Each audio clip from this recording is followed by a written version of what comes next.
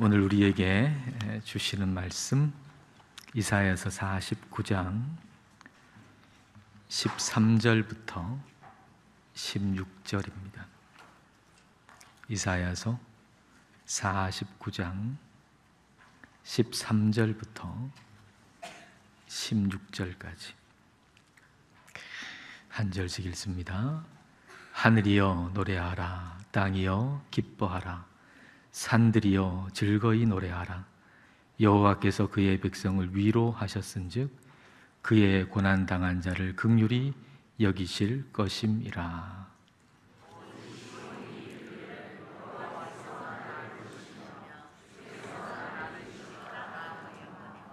여인이 어찌 그 젖 먹는 자식을 잊겠으며 자기 태에서 난 아들을 긍휼히 여기지 않겠느냐. 그들은 혹시 잊을지라도 나는 너를 잊지 아니할 것이라. 내가 너를 내 손바닥에 새겼고 너의 성벽이 항상 내 앞에 있나니. 아멘. 올해 2024년도의 말씀입니다. 조금 위치를 저쪽에 있다가 여기 뒤로 바꿨는데 좀 어떤지 모르겠습니다. 오늘 2024년도 말씀 같이 한번 읽어볼까요? 내가 너를 내 손바닥에 새겼노라. 하나님은 우리에게 희망과 미래를 주시는 분입니다. 그런데 우리가 그것을 믿지 못할 때가 많습니다. 하나님은 우리에게 미래와 희망을 주시는데 우리가 그것을 믿지 못할 때가 있죠. 13절 14절 오늘 말씀 보십시오. 하늘이여 노래하라, 땅이여 기뻐하라, 산들이여 즐거이 노래하라. 여호와께서 그의 백성을 위로하셨은즉 그의 고난 당한 자를 긍휼히 여기실 것임이라. 오직 시온이 이르기를 여호와께서 나를 버리시며 주께서 나를 잊으셨다 하였거니와. 노래하고 기뻐하라고 말씀하십니다. 하나님께서 그의 백성을 위로하셨다는 겁니다. 우리 하나님께서 그의 백성을 격려하셨다는 겁니다. 지금 환경이 어렵다고 낙심하지 말 것은 하나님께서 우리에게 미래와 희망을 주시기 때문입니다. 그래서 찬양하라는 거죠. 근데 시온은, 즉 이스라엘 백성들은 그걸 받아들이지 못합니다. 하나님께서 나를 잊으셨다. 하나님은 나에게 관심이 없다. 이렇게 생각하는 거죠. 지금 눈앞에 있는 문제만 보는 것입니다. 이것은 하나님을 신뢰하지 못하는 마음이지요. 지금 내 눈앞에 이렇게 문제가 많은데, 내 인생에 지금 이렇게 꼬인 문제가 많은데, 내 가정에 이렇게 문제가 많은데 하나님이 나를 무슨 희망을 주냐, 무슨 미래를 주냐, 지금 그렇게 생각하고 있는 거죠. 하나님이 나를 얼마나 존귀하게 여기시는가를 모르는 것입니다. 문제만 보면 그렇게 되는 거죠. 사도들이죠. 12제자 사도들, 그 사도들의 제자를 속사도라고 부르고요, 그 속사도의 제자들을 교부라고 부릅니다. 그러니까 교부는 사도들의 손잡벌 되는 사람들이죠. 근데 그 교부들 중에 사막에 가가지고 거기서 수련했던 사막 교부들이 있습니다. 근데 이 사막 교부들이 얼마나 이 영성이 탁월하겠습니까? 그러니까 사람들이 문제가 생기면 이 사막 교부들을 찾아가는 거죠. 사막 교부들을 찾아가가지고 내 인생에 이런 문제도 있고 이런 문제도 있고 자신의 삶의 문제를 다 이제 털어놓는 겁니다. 그러면 그 사막 교부들이 그 얘기를 다 듣고 그렇게 그 사람이 이렇게 바라보면서 한마디 해주는 거죠. 그게 뭔가 하면 십자가를 바라보십시오. 그거예요. 십자가를 바라보십시오. 사실 우리의 모든 문제는 하나님보다 문제가 더 커 보여서 그게 문제인 거죠. 우리의 삶의 문제라고 하는 것은 결국은 그 문제를 하나님보다 더 크게 보기 때문에 그게 문제가 되는 거죠. 그래서 문제 해결의 첫 단추는 십자가를 바라보는 것입니다. 십자가를 바라보는 것. 나를 위해서 십자가에서 죽으신 그 예수님을 한번 생각해 보세요. 예수님께서 나를 위해서 십자가에서 못 박히신 그 손을 여러분 한번 생각해 보세요. 여러분, 예수님께서 우리를 위해서 십자가에 못 박히신 그 못자국, 그것은 없어지지 않는 것입니다. 예수님께서 부활하신 다음에 부활하신 그 몸에 여전히 그 못자국이 있었던 거죠. 그대로 그 못자국은 없어지지 않고 영원히 있는 못자국입니다. 부활하신 예수님께서 도마에게 이렇게 말씀하시죠. 요한복음 20장 27절입니다. 도마에게 이르시되 내 손가락을 이리 내밀어 내 손을 보고 내 손을 내밀어 내 옆구리에 넣어보라. 그리하여 믿음 없는 자가 되지 말고 믿는 자가 되라. 예수님께서 다시 사셨어요. 부활하셨어요. 그런데 도마가 그게 잘 믿겨지질 않아요. 그러니까 예수님께서 내 손을 봐라, 내 손에 못자국을 봐라, 그리고 내 옆구리에 창자국을 봐라, 그리고 그것을 보고 믿어라, 그렇게 말씀하고 계시지요. 그러니까 우리 주님 손에 그 못자국 그리고 옆구리에 창자국, 그것은 없어지지 않는 거예요. 영원히 남아있는 상처예요. 찬송가 240장에도 나의 주를 손에 못자국을 보아 알겠네, 그렇게 찬송하잖아요. 우리가 천국에 가요. 근데 예수님을 만났어요. 그분이 예수님이라고 하는 걸 어떻게 알겠는가? 나의 주를 그분의 손에 있는 못자국을 보아 아, 이분이 나의 예수님이구나 라고 하는 걸 알겠네 라고 찬송하는 거죠. 손에 못자국은 없어지지 않습니다. 예수님 손에 못자국, 우리를 위해서 십자가에서 죽으신 그 손에 못자국은 영원한 것입니다. 이걸 이사야서에서는 하나님께서 우리를 하나님의 손바닥에 새기셨다, 그렇게 말씀하고 있는 거예요. 15절 16절 보십시오. 여인이 어찌 그 젖 먹는 자식을 잊겠으며 자기 태에서 난 아들을 긍휼히 여기지 않겠느냐.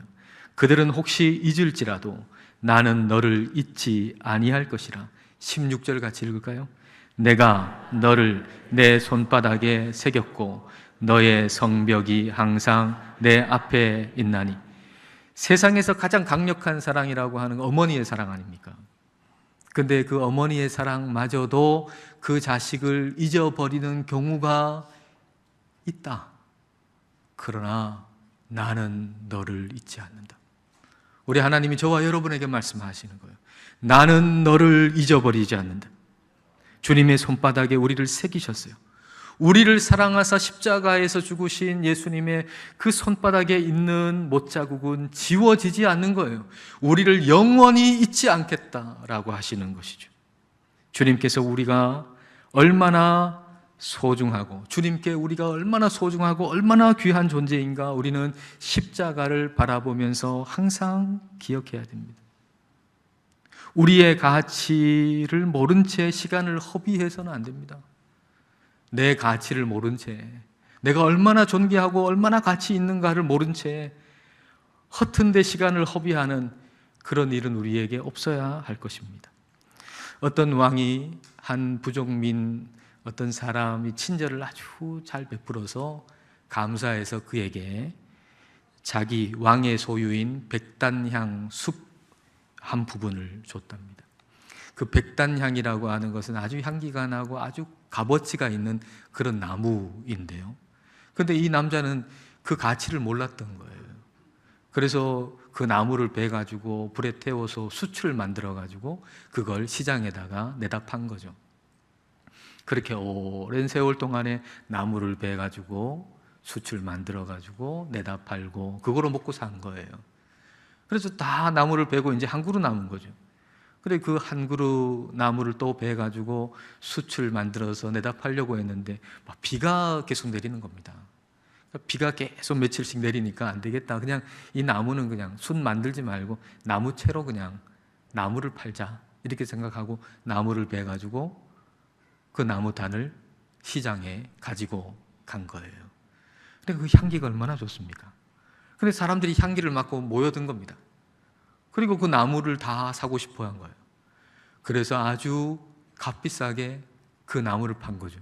나무를 숯을 만들어 가지고 판 가격보다 월등하게 비싼 가격으로 그 나무를 팔게 된 거죠. 근데 너무 늦었죠. 그제서야 깨달은 거죠.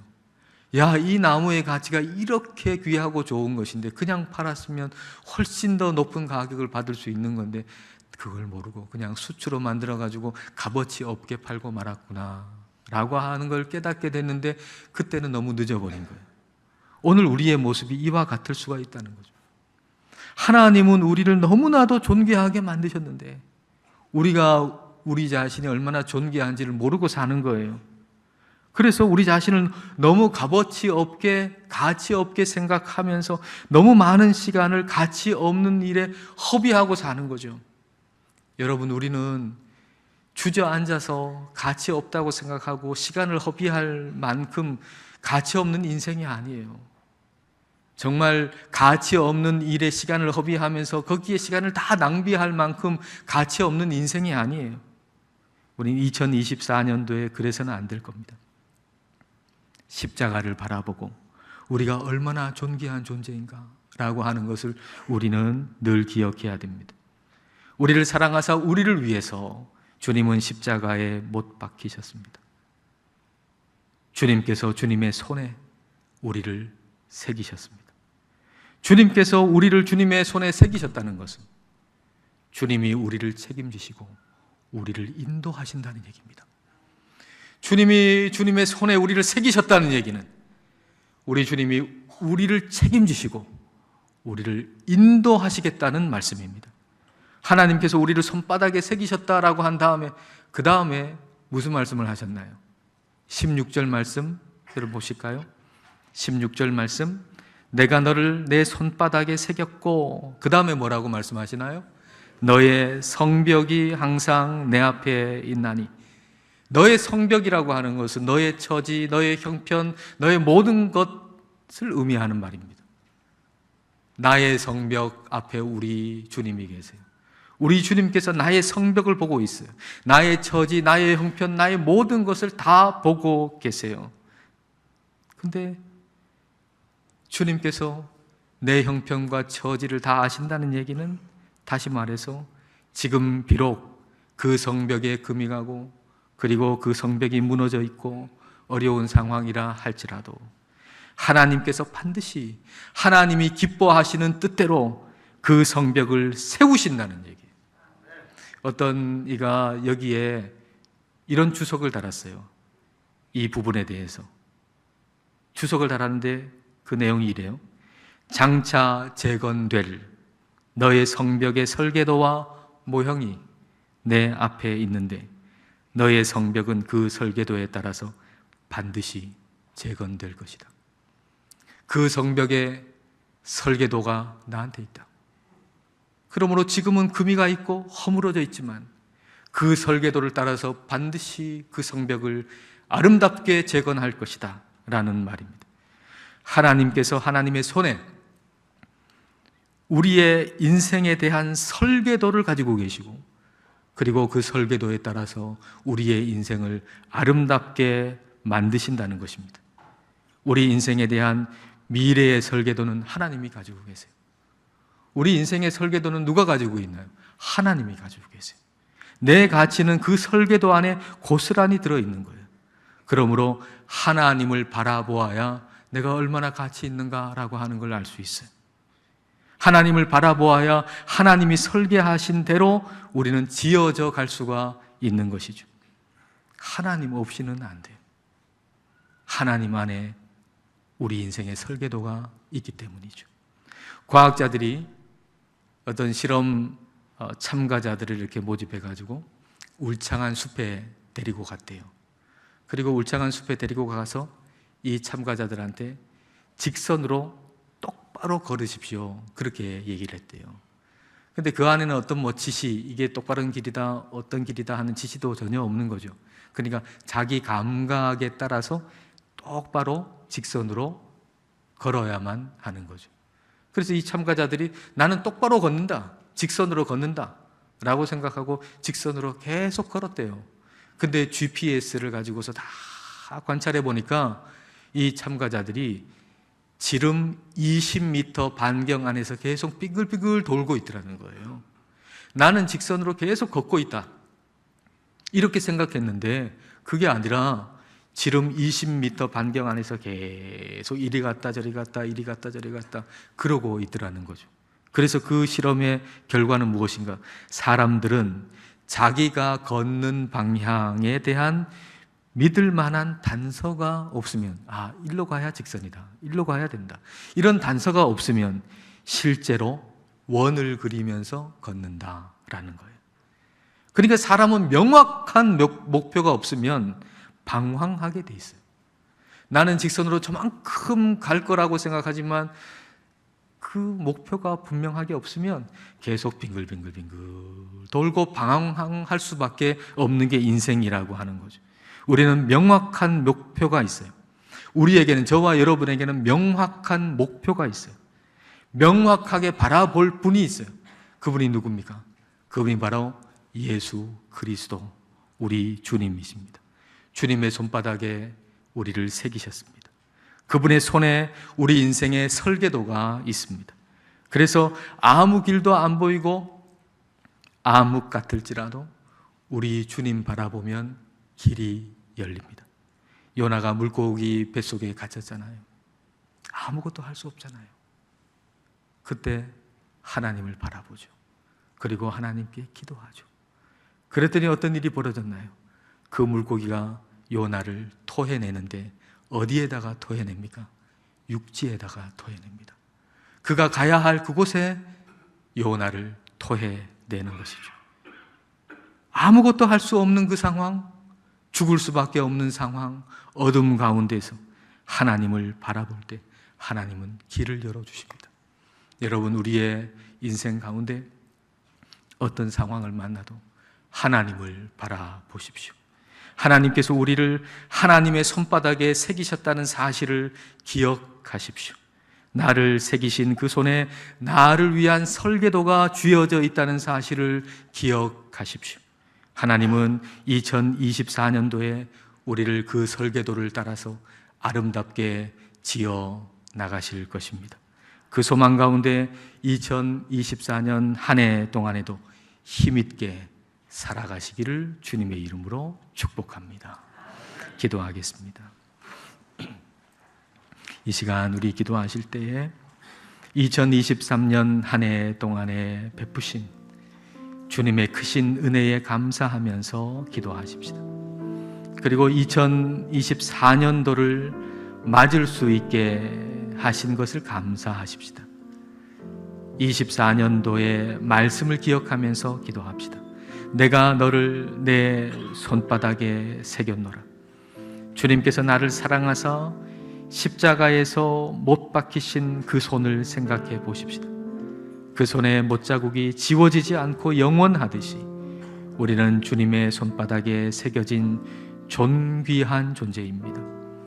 우리를 손바닥에 새기신 주님의 손에 우리 인생의 설계도가 있어서 우리가 주님을 바라보고 기도할 때 주님께서 우리를 아름답게 만들어 가실 것을 믿고 하나님을 신뢰하며 2024년 새해를 살기를 이 시간 우리 함께 기도하시겠습니다.